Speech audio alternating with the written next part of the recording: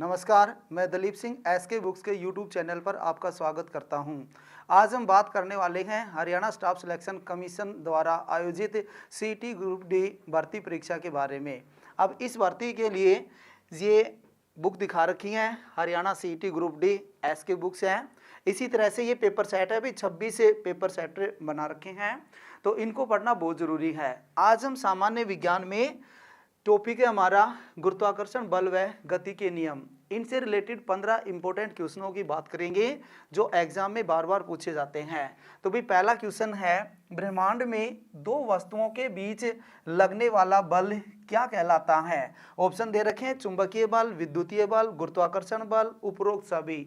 तो भाई ध्यान रखोगे आप, ब्रह्मांड में कोई भी दो वस्तुएं हैं जैसे m1 और m2 और इनके बीच की दूरी r है भाई, तो इनके बीच एक बल लगता है। गति के तीसरे नियम के अकॉर्डिंग न्यूटन ने कहा था कि ब्रह्मांड में दो अलग अलग वस्तुओं के बीच बल लगता है, बराबर और विपरीत बल लगता है भाई। तो वो बल क्या कहलाता है? गुरुत्वाकर्षण बल कहलाता है। सी ऑप्शन करेक्ट आंसर है भाई, गुरुत्वाकर्षण बल कहलाता है। इसका सूत्र जरूरी है, F is equal to G into m1 m2 upon R square.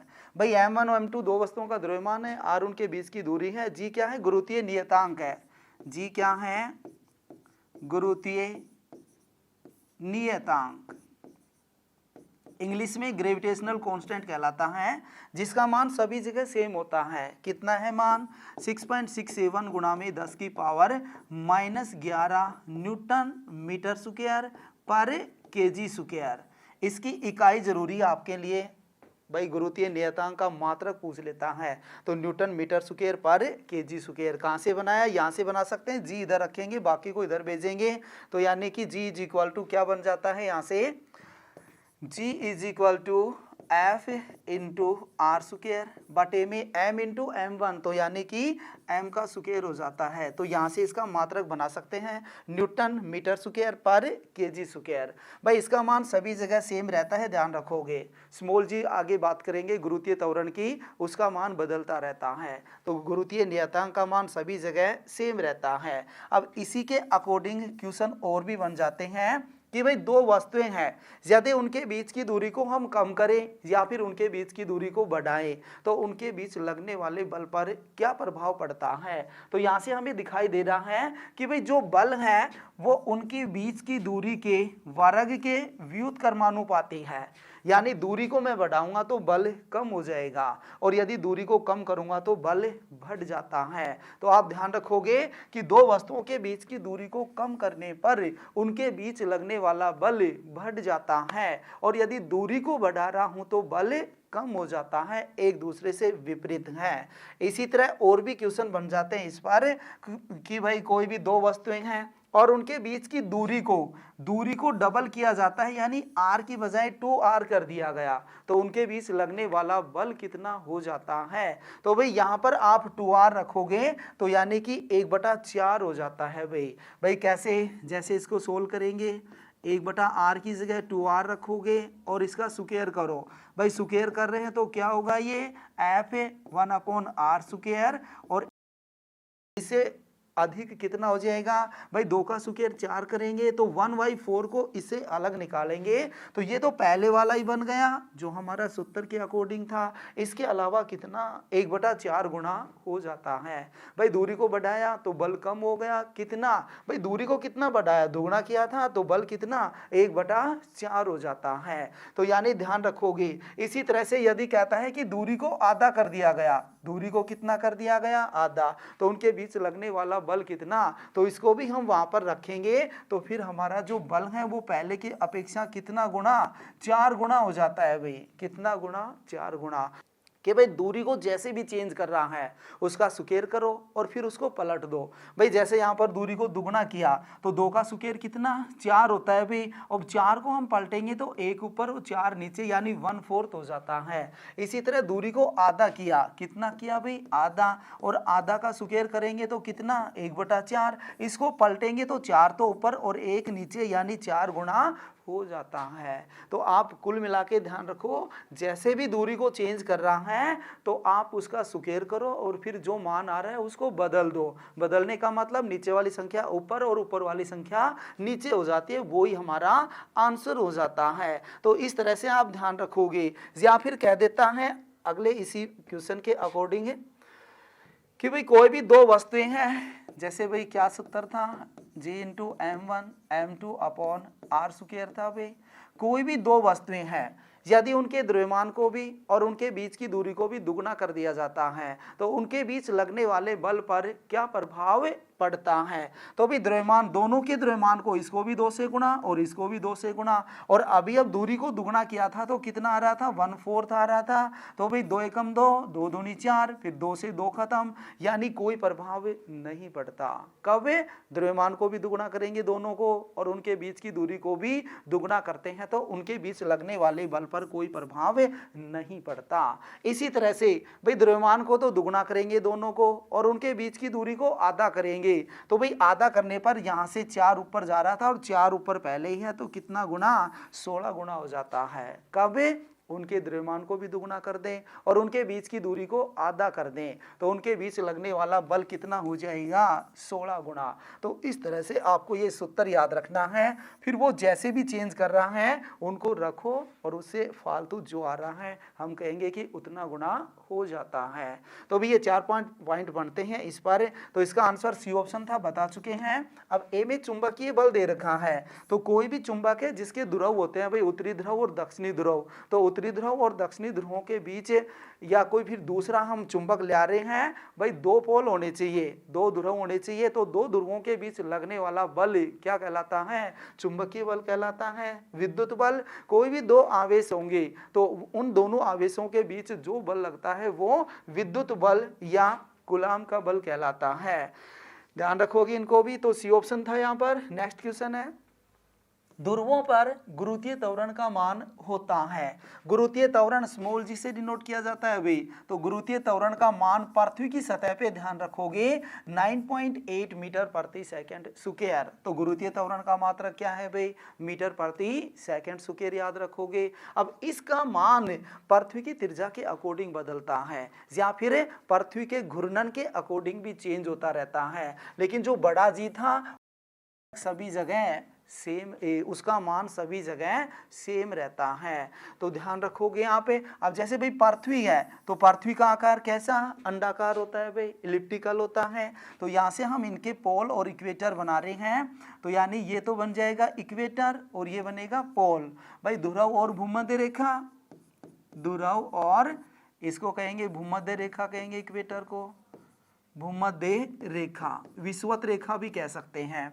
अब जो जी का मान होता है वो पृथ्वी की त्रिज्या के वर्ग के व्युत्क्रमानुपाती होता है भाई। इसका मतलब जहां पर r ज्यादा होगा तो जी का मान कम, जहां पर r कम है तो जी का मान अधिक होता है। तो ये सेंटर होता है, ये भी r है और इधर ये भी r है। तो यहाँ पे हमें दिखाई दे रहा है कि भाई जो r है यहाँ पर, यहाँ की बजाय यहाँ पर r क्या है, ज्यादा है। तो जहां पर r ज्यादा होगा तो जी का मान न्यूनतम कहेंगे भाई।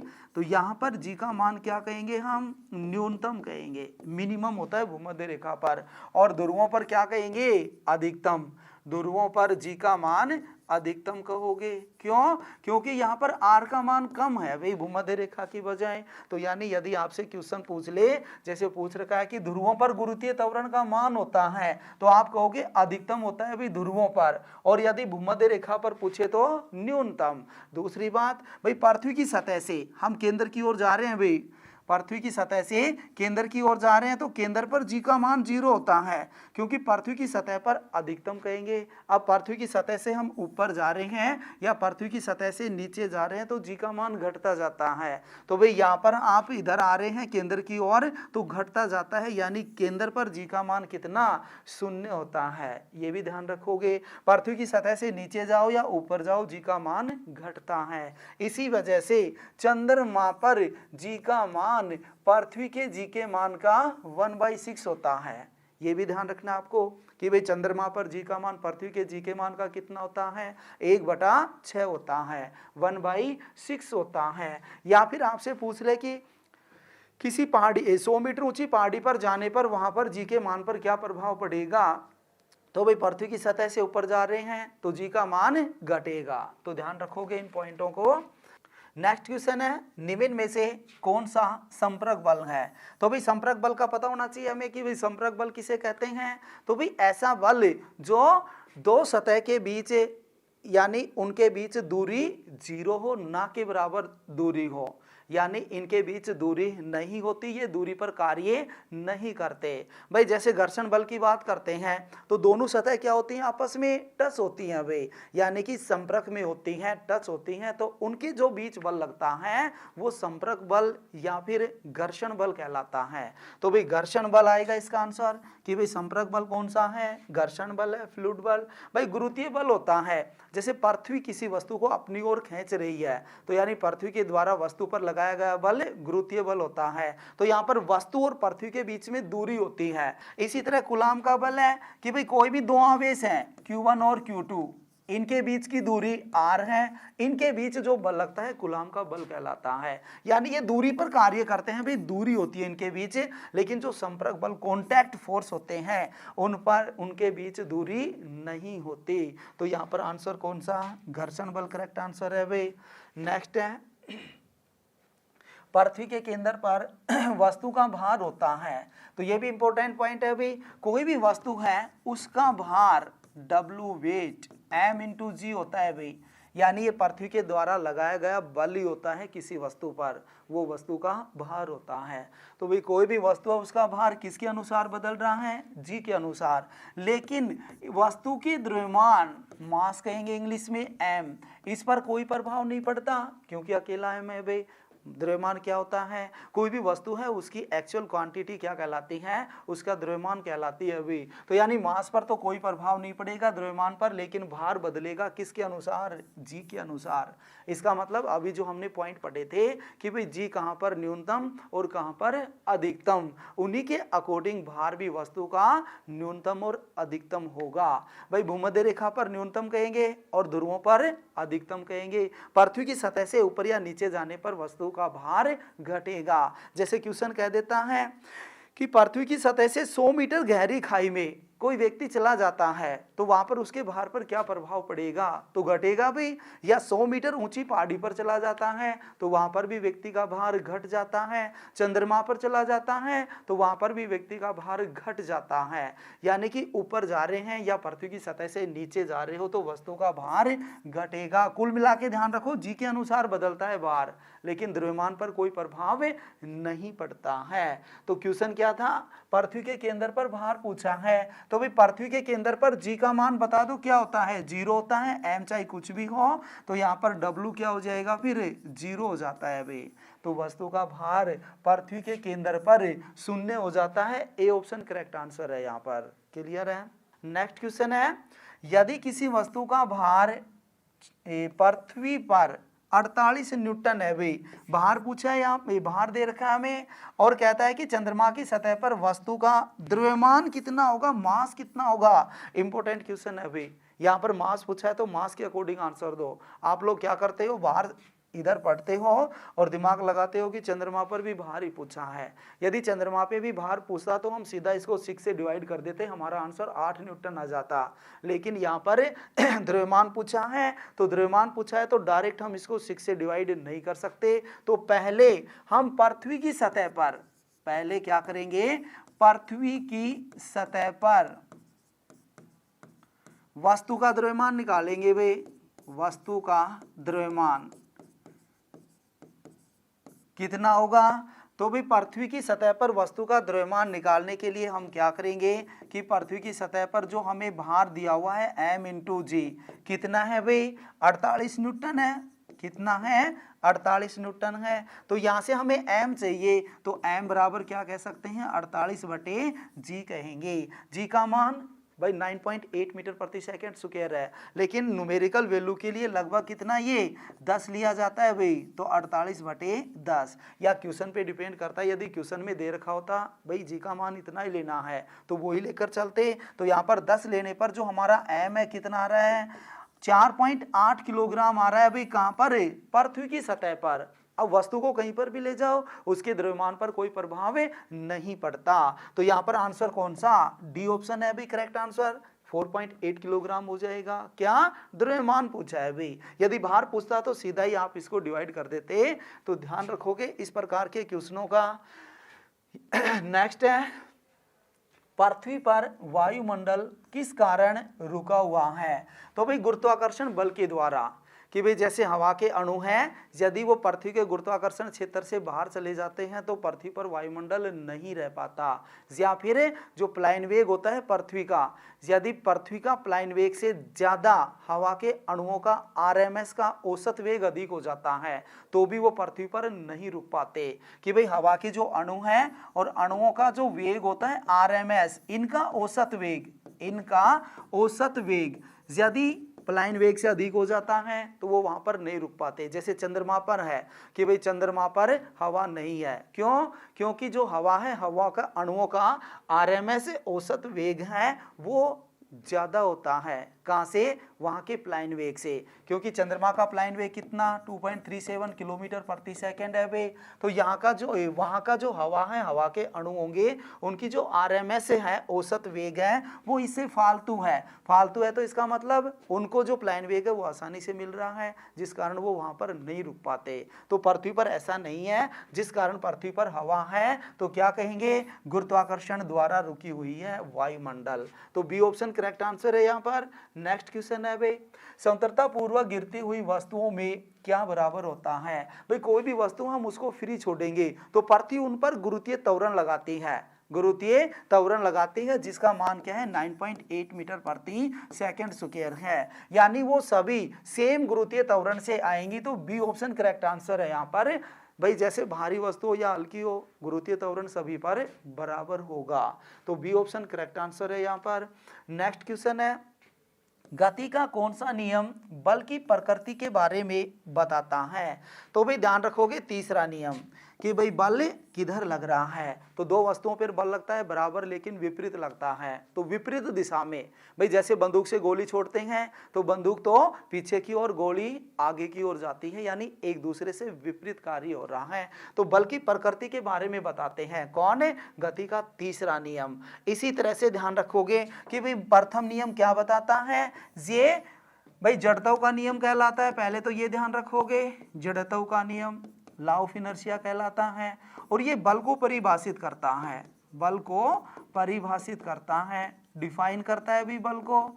इसी तरह से दूसरा है वे द्वितीयक नियम, संवेग आवेग का नियम कहलाता है, और बल की जो समीकरण है वो देता है और बल को मापता है। तो तीनों के बारे में ध्यान रखो और इनके एग्जाम्पल भी ध्यान रखने। जैसे गति के पहले नियम की बात करेंगे, भाई गाड़ी को अचानक चलाने पर उसमें बैठे हुए यात्री पीछे की ओर झुक जाते हैं, क्यों, जड़त्व का नियम या गति का प्रथम नियम के कारण। क्या होता है भाई, इसमें गाड़ी विराम में है और उसमें बैठे हुए यात्री भी विराम में है। गाड़ी पे हमने बाह्य बल लगाया, तो बाह्य बल लगाने पर हमारा शरीर का आधा हिस्सा जो नीचे वाला है वो तो गाड़ी के साथ तुरंत गतिशील हो जाता है, लेकिन ऊपर वाला हिस्सा विराम में रहने की कोशिश करता है। विराम का मतलब है भाई कुछ समय के लिए, बहुत कम समय के लिए विराम में या फिर उस गति का विरोध करता है, जिस कारण पीछे की ओर झुक जाते हैं। तो वो गति का कौन सा फर्स्ट लॉ होता है, प्रथम नियम। इसी तरह चलती हुई गाड़ी को अचानक रोकते हैं तो आगे की ओर झुक जाते हैं, इसमें भी यही लगता है।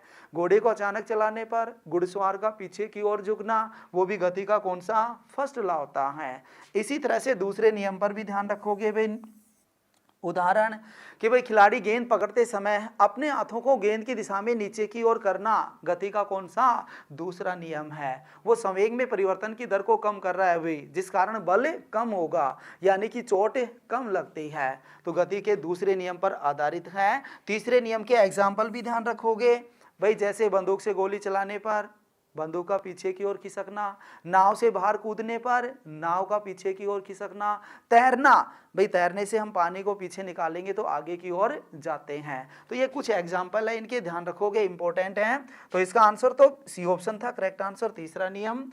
नेक्स्ट क्वेश्चन है, सेब किस बल के कारण पृथ्वी पर गिर जाता है। भाई न्यूटन था, सेब के पेड़ के नीचे बैठा हुआ था, तो एक टूटकर उनके सर में आके लगी थी, तो गति के नियम भी कह सकते हैं। दूसरी बात भाई, जैसे ये पेड़ की टहनी है और इसके एक सेब लग रहा है, सेब लग रहा है तो टहनी और इस सेब के बीच में एक बल है भाई, क्या है, एक बल है, और एक बल है जो इसे विपरीत लगता है, पृथ्वी का गुरुत्वाकर्षण बल। अब जो ही टाइम बढ़ता है तो जो सेब है, सेब की टहनी है और सेब है, फल है, उन दोनों के बीच में जो बल है वो धीरे धीरे कम होने लगता है, क्योंकि संवेग में परिवर्तन की दर कम होती जाती है, कम होती है तो फिर बल भी कम होने लगता है। अब ये बल कम हो रहा है लेकिन ये तो उतना ही रहेगा कांस्टेंट, तो इसका मतलब ये वाला धीरे धीरे कम हो रहा है, ये उतना ही रह रहा है, तो इसका मतलब ये उसकी बजाय बढ़ रहा है। अब ये बढ़ता है तो फिर सेब टूटकर नीचे आकर गिर जाता है, तो यानी कि ऑप्शन कौन सा, सी ऑप्शन करेक्ट आंसर है, गुरुत्वाकर्षण बल के द्वारा नीचे आते हैं। अच्छा, अभिकेंद्रीय बल क्या होता है भाई, वर्ताकार पथ में घूमती हुई वस्तु पर केंद्र की ओर लगने वाला बल अभिकेंद्रीय बल कहलाता है। सूत्र याद रखोगे इसका, F is equal to mv²/r होता है भाई। यहाँ से वेग को चेंज कर देता है कि वर्ताकार पथ में घूमती हुई वस्तु का वेग दुगना कर दिया गया, तो उस पर लगने वाला बल पर क्या प्रभाव पड़ेगा। तो यहाँ पर जो बल है वो वेग के स्क्वायर के समानुपाती है, वेग को जैसे ही चेंज कर रहा है तो बल उसके स्क्वायर पर हो जाएगा। भाई जैसे वेग को दुगना कर रहा है तो 2 का स्क्वायर 4 कह दोगे, तो उनके बीच जो बल है वो कितना, 4 गुना हो जाता है, ध्यान रखेंगे। निम्न में से किस पर गति का तीसरा नियम लगता है, तो भी ऑप्शन दे रखा है, ए तैरना, दूसरा रॉकेट, तीसरा नाव से बाहर कूदना, चौथा है सभी।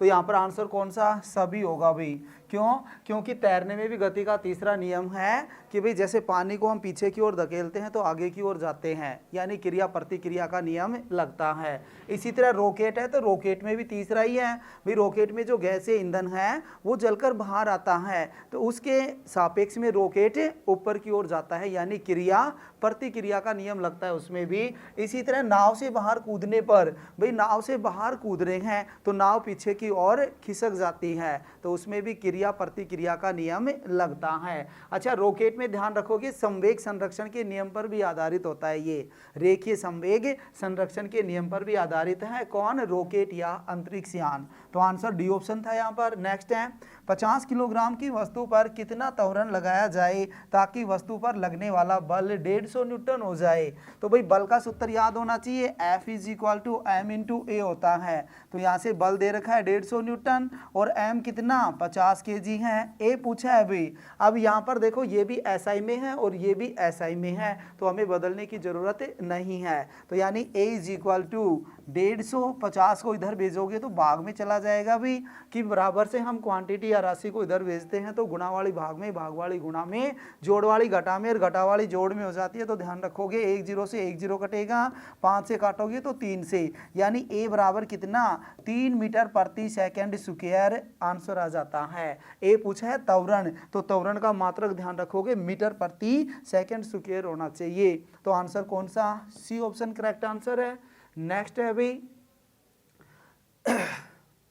40 किलोग्राम की वस्तु का संवेग 200 किलोग्राम मीटर प्रति सेकंड है, तो वस्तु का वेग कितना होगा। संवेग दे रखा है भाई और द्रव्यमान दे रखा है मास, और दोनों SI में है, तो हमें आंसर SI में निकालना है। तो सीधी सी बात है, P is equal to m into V. यहाँ पर हमें m दिया हुआ है और P, तो P कितना है 200, m कितना 40, V पूछा है V, तो V निकाल सकते हैं कि V बराबर 200 बटे में 40 हो जाएगा। 1 0 से 1 0 खत्म, 4 से काटोगे तो 5 से कटेगा, यानी V बराबर कितना, 5 मीटर प्रति सेकंड वेग है, वेग का मात्रक मीटर प्रति सेकंड। तो आंसर कौन सा, सी ऑप्शन करेक्ट आंसर है यहाँ पर। नेक्स्ट है भाई, निम्न में कौन सी राशि सदिश है। तो सदिश को इंग्लिश में ध्यान रखोगे वेक्टर, इंग्लिश में क्या कहेंगे भाई, वेक्टर, उच्चारण याद रखोगे इसका।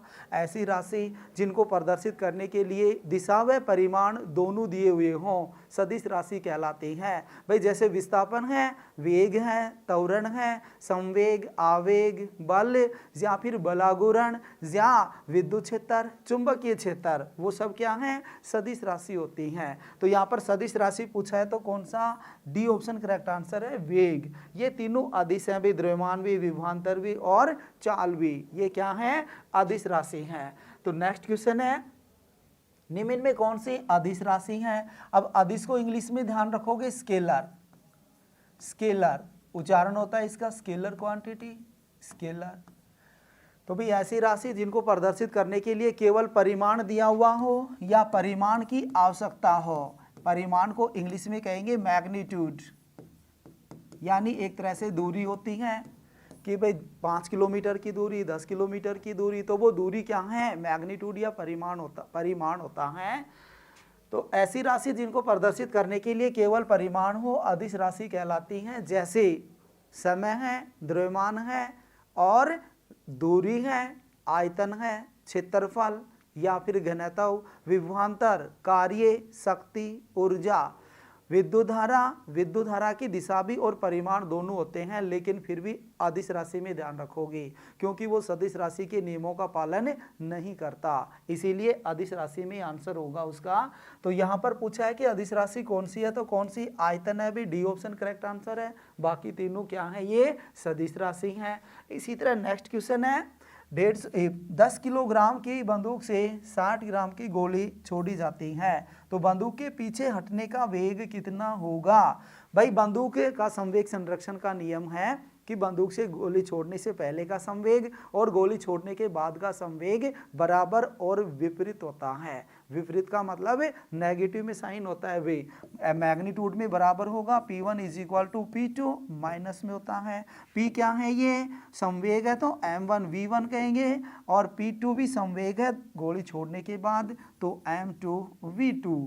यहाँ से M1 दिया हुआ है हमें और V1 पूछा है, भाई ये जरूर ध्यान रखोगे कि जो M1 है उसी का V1 लेना है। M1 बंदूक का ले रहे हैं तो V1 भी बंदूक का मानोगे, और M2 गोली का कह रहे हैं तो फिर V2 भी गोली का कहना है, ये ध्यान रखना है। तो M1 10 kg है और V1 ज्ञात करना है, माइनस M2 कितना है भाई, 60 ग्राम है। अब देखो ये ग्राम में है, ये किलोग्राम में, और ये मीटर प्रति सेकंड में, यानी ये दोनों तो SI में वो CGS में है, तो उसको हमें SI में बदलना होगा। और SI में बदलने के लिए यानी किलोग्राम में बदलेंगे तो ग्राम को 1000 से डिवाइड कर देंगे, किलोग्राम हो जाता है, गुणा में V2 कितना 160 है भाई। अब यहाँ से हम क्या करेंगे, V1 का मान निकालेंगे, तो V1 = 60/1000 माइनस उत्तर का है भाई, गुणा में 160, और उसके बटे में भाई 10 इधर ले जाओगे तो भाग में जाएगा, काट दो, 1 0 से 1 0, 1 0 से 1 0,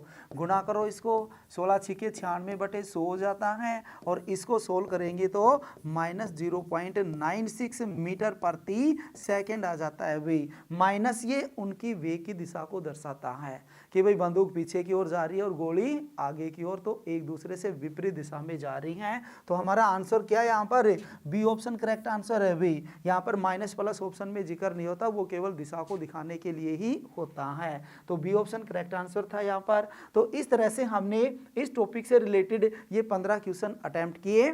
Shri Krishna coaching centre Haryana CT group D 2023 की ऑफलाइन कोचिंग के नए बैच आरंभ हैं, तो अधिक जानकारी के लिए आप इन नंबरों पर संपर्क करोगे। नंबर है भाई 9812015967, तो इन नंबरों पे संपर्क करोगे। इस एग्ज़ाम के लिए SK बुक्स सभी शॉप्स और ऑनलाइन भी अवेलेबल हैं। अगर आप ऑनलाइन लेना चाहते हैं तो उसका लिंक डिस्क्रिप्शन बॉक्स में अवेलेबल है। इस चैनल पर इस भर्ती और अन्य सभी भर्तियों से संबंधित इम्पोर्टेंट जानकारी और स्टडी मटेरियल भी उपलब्ध कराते रहेंगे। तो इस वीडियो को लाइक कीजिए, चैनल को सब्सक्राइब कीजिए और अपने दोस्तों के साथ शेयर भी कीजिए। मिलते हैं अगले वीडियो में। जय हिंद।